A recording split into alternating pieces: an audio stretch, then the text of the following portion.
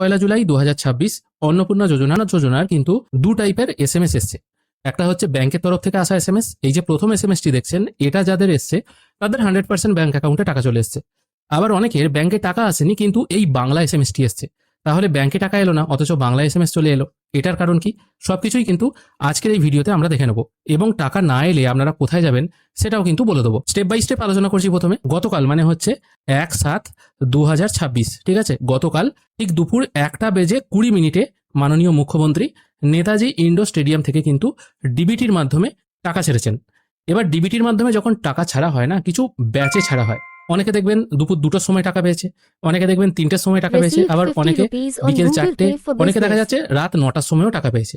তাহলে ডিবিটির মাধ্যমে যখন টাকা দেয়াই হলো, তাহলে 2টো, 3টে, 4টে এরকম টাইমিং এর কেন গন্ডগোল হলো? দেখুন, এটা একটা ব্যাচের ব্যাপার আছে, অনেকগুলো ব্যাচ হয়ে তবে কিন্তু টাকাটা ছাড়ে। সেই জন্যই কিন্তু দুপুর 2টো, 3টে, 4টে এই টাইমের মধ্যে টাকা ঢুকেছে। এবার অনেকে হয়তো সবকিছু ফর্ম ফিল আপ করেছিলেন, ঠিকঠাক ডকুমেন্টস দিয়েছিলেন, তাদের ভোটার কার্ডের নাম বাদ যায়নি, তাদের কোনো রকম সমস্যা নেই, মানে অন্নপূর্ণা যোজনার যা ক্রাইটেরিয়া আছে সেগুলো তারা সব ফুলফিল করেছেন। তাহলে কেন তাদের টাকা এলো না? এর কারণ হতে পারে আপনার যে ব্যাংক অ্যাকাউন্ট আছে, ঠিক আছে, সেই ব্যাংক অ্যাকাউন্টের কোনো প্রবলেম থাকতে পারে, বা ব্যাংক সার্ভারের প্রবলেম থাকতে পারে। অনেক সময় দেখা যায় ব্যাংক অ্যাকাউন্টের প্রবলেম, মানে কেওয়াইসি নেই হয়তো ব্যাংক অ্যাকাউন্টটা, আপনি এনপিসিআই এর অফিসিয়াল ওয়েবসাইটে দেখে নিয়েছেন আপনার ডিবিটি লিঙ্ক করা আছে, ঠিক আছে, কিন্তু আপনার হয়তো ব্যাংকে কোনো প্রবলেম আছে, সেই জন্য হয়তো টাকাটা আসেনি। এটাও হতে পারে। আর তার থেকেও বড় কথা, আপনি ভাবছেন আপনি হয়তো ঠিক, আপনার মনে হয়েছে আপনি হয়তো একদম ঠিক আছেন, আপনার কোনো প্রবলেম নেই, কিন্তু সরকারের মনে হচ্ছে প্রথম যে, দেখুন, 1,60,00,000 মানুষ কিন্তু অনলাইনে ফর্ম জমা দিয়েছে, তার মধ্যে 26 লক্ষ মানুষের নাম কিন্তু বাদ গেছে।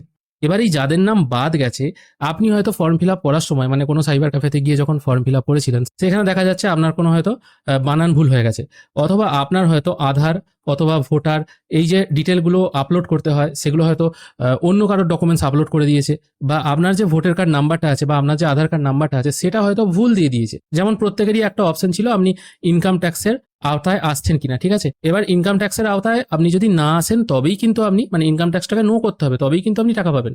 এবার কোনো সাইবার ক্যাফেতে হয়তো দেখা যাচ্ছে ইনকাম ট্যাক্সটাকে ইয়েস করে ফর্ম সাবমিট করে দিয়েছে। এবার তার মানে কি, আপনি ইনকাম ট্যাক্স দিচ্ছেন সরকারকে, আর সরকার বলেই ছিল কারোর যদি এতটাই বেশি ইনকাম হয় যাকে সরকারকে ট্যাক্স দিতে হচ্ছে, তাহলে সে কিন্তু অন্নপূর্ণা যোজনার টাকা পাবে না। এরকম নানাবিধ কারণ কিন্তু আছে। এবার সেটা আপনাকে ভেরিফাই করতে হবে। ভেরিফাই কি করে করবেন? আপনাকে ব্লক অফিসে গিয়েই কিন্তু ভেরিফাই করতে হবে। তাহলে এখানে কারা 3,000 টাকা পাচ্ছেন না, এটার একটা সহজ উদাহরণ আমরা ধরে নিতে পারি।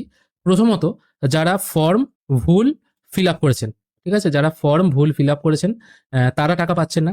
দ্বিতীয়ত, যাদের ব্যাংক ডিবিটি লিঙ্ক করা নেই, তারাও কিন্তু টাকা পাবেন না।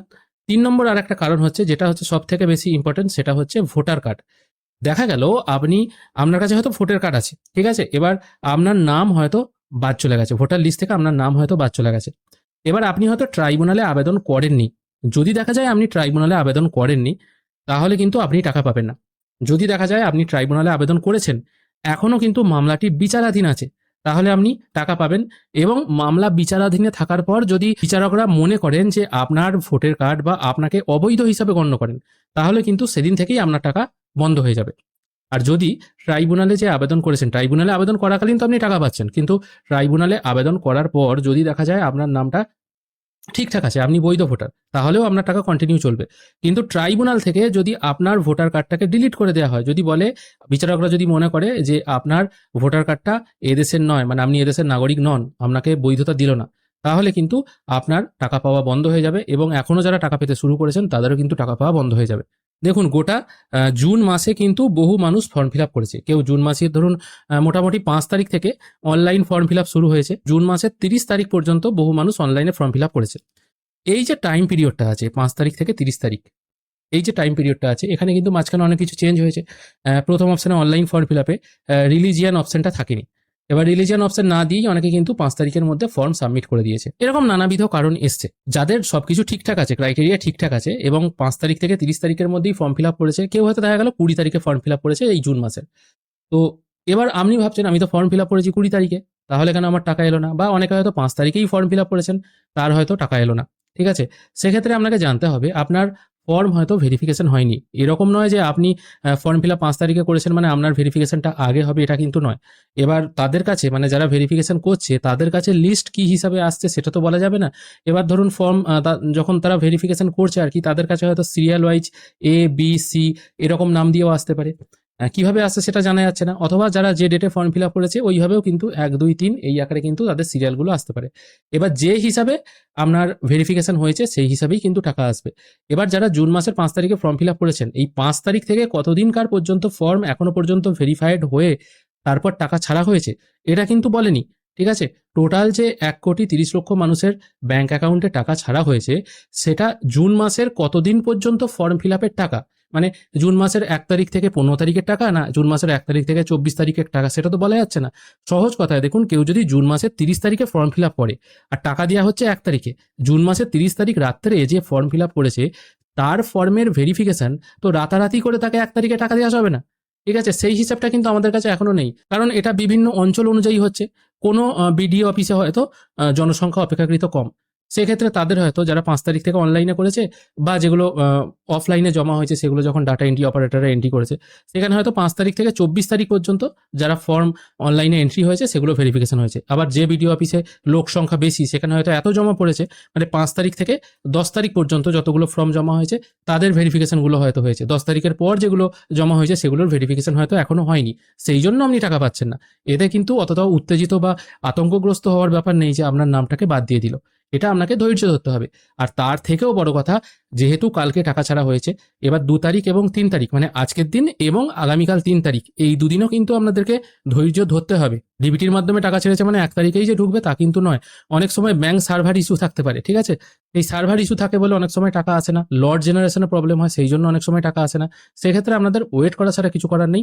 3 তারিখ হচ্ছে লাস্ট ডেট বা ডেডলাইন। 3 তারিখেও যদি আপনার টাকা না ঢোকে তখন কিন্তু আপনাকে বিডিও অফিসে যেতে হবে। এবার আমি আমাদের এলাকার অনেক জায়গার বিডিও অফিসে খবর নিয়ে দেখছি, তারা বলছে আমাদের কাছে কোনো লিস্ট নেই, আমরা তাই বলতে পারবো না, এটা সম্পূর্ণ উপর থেকে হচ্ছে। আবার কোনো কোনো জায়গার বিডিও অফিসে বলা হচ্ছে যে তাদের কাছে লিস্ট চলে এসছে কারা কারা 1 জুলাই টাকা পাবে। সেই লিস্ট যদি আপনারা আপনাদের বিডিও অফিসে পান সেটা একবার দেখে নেবেন। এবার যদি দেখা গেল 3 তারিখেও আপনার টাকা ঢুকলো না, 3 তারিখ মানে 3/7/2026, 3 তারিখেও আপনার হয়তো টাকা ঢুকলো না, সেক্ষেত্রে আপনি কোথায় যাবেন?